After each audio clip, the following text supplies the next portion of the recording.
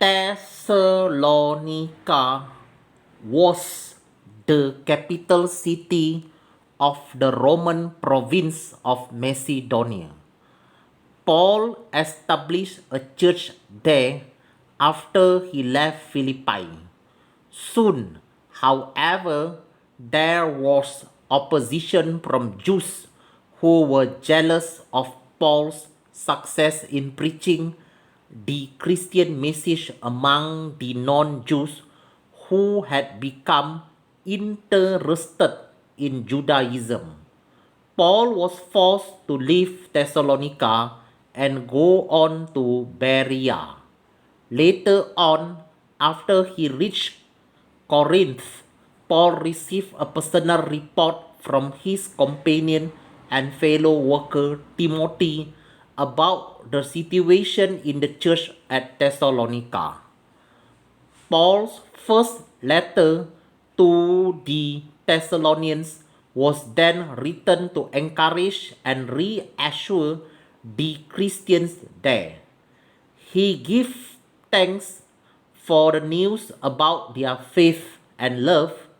He reminds them of the kind of life he had lived while he was with them, and then answers questions that he had arisen in the church about the return of Jesus.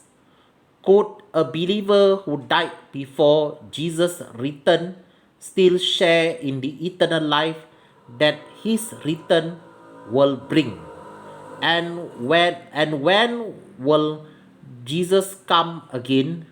Paul takes this occasion to tell them to go on working quietly while waiting in hope for Jesus' return.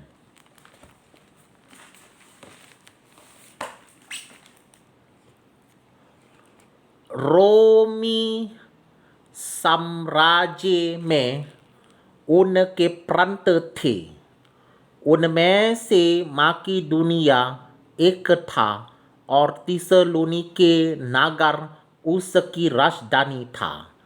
फिलिप्पी नगर से आने के बाद पौलुस ने यहाँ एक कलीसिया की स्थापना की थी।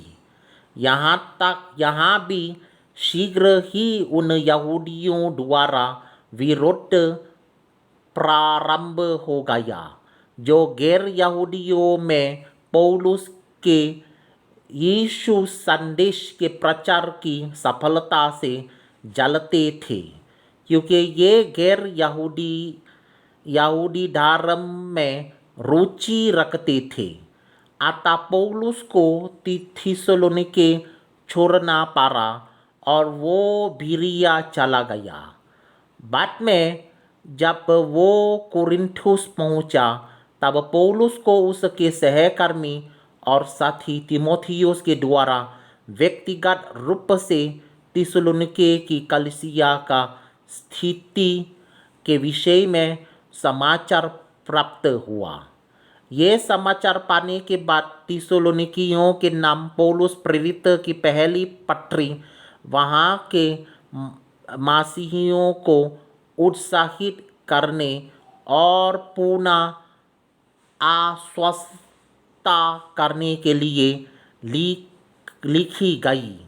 वो उनके विश्वास और प्रेम के विषय में समाचार के लिए धन्यवाद देता है। वो उन्हें अपने जीवन की याद दिलाता है जो उसने उनके साथ रहते हुए बिताया था। तब वो यीशु के पुनरागमन से संबंधित प्रश्नों का उत्तर देता है जो उस कलीसिया में उठ खड़े हुए थे। प्रश्न ये थे, क्या एक विश्वासी जो यीशु के पुनरागमन से पूर्व की मर जाता है उस जीवन के भागी होगा जो उसके आगमन से मिलने वाला है? यीशु का पुनर्गमन कब होगा?